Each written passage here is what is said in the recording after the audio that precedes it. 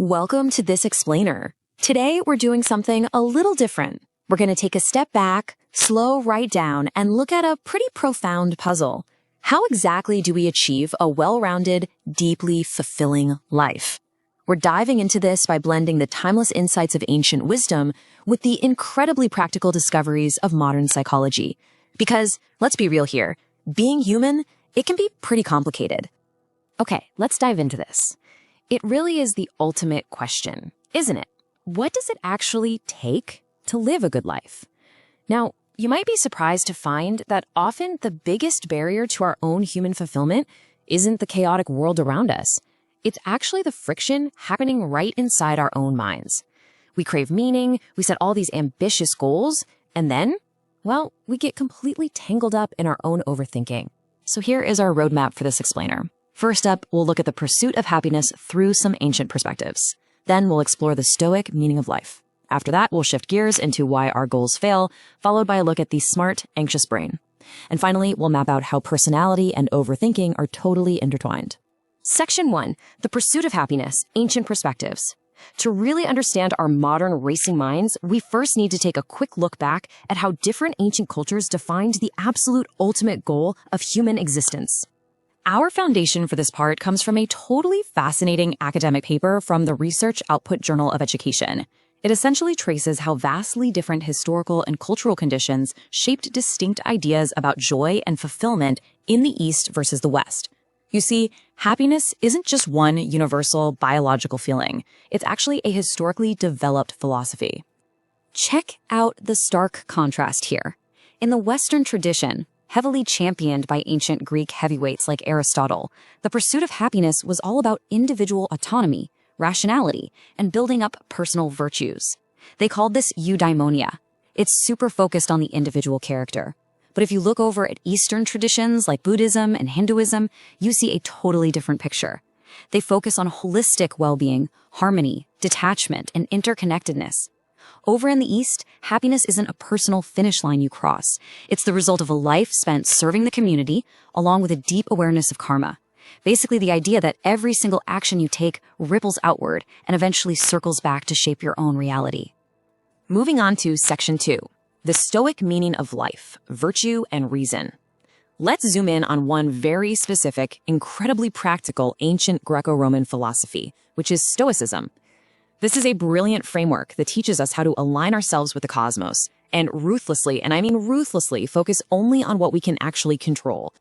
And this brilliantly illustrates the core of Stoic thought, coming from Emperor Marcus Aurelius. Keep in mind, this guy was basically the most powerful man in the world at the time. Yet he viewed a virtuous life as exactly the same thing as a happy life. To a true Stoic, things like massive wealth, perfect health, or wild success are just indifference. They're nice to have, sure, but entirely unnecessary for true happiness. True happiness comes purely from your good character and taking reasonable actions. Which brings us to an absolutely powerful Stoic concept called amor fati, literally translated as the love of fate. The Stoics use this fantastic analogy of an archer. An archer can stare down the target, perfectly calibrate their bow, and use every ounce of their skill. But the literal second that arrow leaves the string, a gust of wind could just blow it totally off course. The final outcome is 100% out of their control. If the arrow misses, a Stoic doesn't throw a fit or get angry. They accept it, grab another arrow, and try again. They actively embrace outcomes outside their control so they can maintain total inner peace. So think about your own goals for a second. Are you getting angry at the wind, or are you just focusing on your aim? Tied closely to that is memento mori, the daily practice of remembering our own mortality. As the ancient Latin phrase goes, one night awaits us all. Heavy, I know, but stick with me. The philosopher Seneca actually compared life to an inn. We're all just temporary guests who will eventually have to check out and leave to make room for others. By actually sitting down and contemplating the finality of life, Stoics are encouraged to really seize the day. They evaluate their lives by their virtues and what they've accomplished, rather than just the sheer number of years they've happened to be breathing. All right, Section 3, why our goals fail, from intention to action. Let's pick up the pace a bit here. We know what a virtuous life looks like, but why on earth do we struggle so hard to actually execute our plans? It's time to dig into the psychological science of goal execution, because as we all know, simply knowing what we want is very, very different from knowing how to go out and actually get it. So the crucial point is, if you want to turn that starry-eyed optimism into actual, observable, and measurable follow-through, you absolutely have to answer these 3 psychological questions. First, why does this matter? If your why isn't deeply personal, you're gonna quit, period. Second, what are the exact repeatable behaviors? Saying I want to exercise more is just a wish. I will walk 30 minutes a day is a behavior. And third, what is your rock-solid plan for when things inevitably go sideways? That third step, it is an absolute game changer. Setbacks aren't just possible, they are expected. Psychologist Peter Gollwitzer found that forming really simple if-then plans dramatically increases your follow-through. You have to realize that obstacles are usually internal. Things like feeling fatigued, getting bored, or the sudden overwhelming urge to just sit on the couch and watch TV.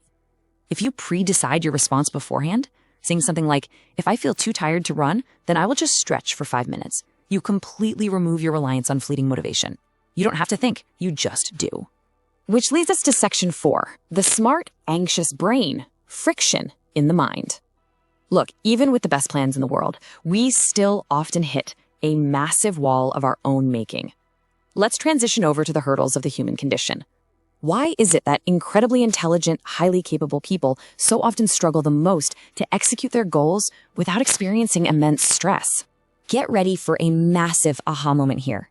Just look at the overlap. Your anxiety is not a broken brain. Let me repeat that. It is not a broken brain. It's actually a highly intelligent brain working overtime. The exact same traits that make you smart, your pattern recognition, your forward-thinking nature, and your high working memory, are literally the exact same mechanisms fueling your anxiety. Hypervigilance, that's just pattern recognition gone into overdrive. Catastrophizing, that's just future-oriented planning, constantly scanning the horizon for threats. Now, having high standards and the ability to see multiple outcomes is an incredible asset for sure. But man, it can lead straight into decision paralysis. Because you have such a high capacity working memory, you can juggle a dozen worries at once. Your brain literally treats abstract emotional fears as if they are complex math problems that need to be solved right now. And because you can so vividly envision the perfect outcome, you fall right into the perfectionism trap where you equate your performance directly to your self-worth. You end up mentally exhausted without having actually done a single thing. Moving to our final piece, section 5, personality and overthinking, the big 5. So how exactly does all this anxiety manifest day to day? Well, it turns out it's not a one-size-fits-all experience. Let's look at how our specific personality framework dictates our own unique brand of overthinking, and more importantly, how we can actually cope with it. Now, what's really interesting about this slide is the research behind it. Coming from the International Journal of Social Impact, it links the famous 5-factor model of personality, the big 5, to very distinct styles of rumination. Basically, how you overthink depends entirely on your specific personality traits. Let's walk through this matrix together. It's like a giant puzzle of the mind. Are you highly agreeable? You're probably incredibly empathetic, but your overthinking likely turns into social-focused rumination, agonizing over people-pleasing and worrying if you upset someone. Your specific coping strategy needs to be boundary setting. What if you're conscientious? Well, you might get stuck in meticulous, perfection-driven loops and excessive preparation. You need what's called cognitive diffusion to separate yourself from those harsh internal rules. Someone high in neuroticism gets trapped in cycles of worry and guilt, which requires cognitive restructuring and mindfulness. Are you a highly open individual? You probably engage in deep, abstract reflective rumination, and you often need grounding techniques to bring you back down to reality. And extroverts, interestingly enough, might overthink outwardly, constantly vocalizing their concerns to anyone who will listen. Let's move to our next point and see how this all builds into some highly practical cognitive behavioral therapy tactics. Because you can't just tell a smart brain to stop thinking. It literally doesn't work. You've probably tried it. Instead, you have to give that powerful brain a structure. First, time box your thinking by scheduling 15 minutes of dedicated worry time a day. Seriously, put it on the calendar. Next, externalize your thoughts by getting them out of your head and onto paper, forcing your analytical brain to look at the hard evidence. Also, try to set good enough standards so perfectionism doesn't cause that awful paralysis. And finally, practice making reversible decisions quickly. Give yourself 60 seconds to make low-stakes choices. It builds up your tolerance for uncertainty like a muscle. We have covered a lot of ground today, right from the ancient Stoic philosophy of controlling our reactions to the cosmos, all the way down to the modern cognitive psychology of taming our intelligent, overthinking minds. I want to leave you with this final memorable thought. Your mind is an incredibly powerful, high-performance engine. You have the tools, the ancient wisdom, and the modern science to steer it. So, are you driving it? Or is it driving you? Thank you so much for joining me for this explainer. Until next time, stay curious and keep learning.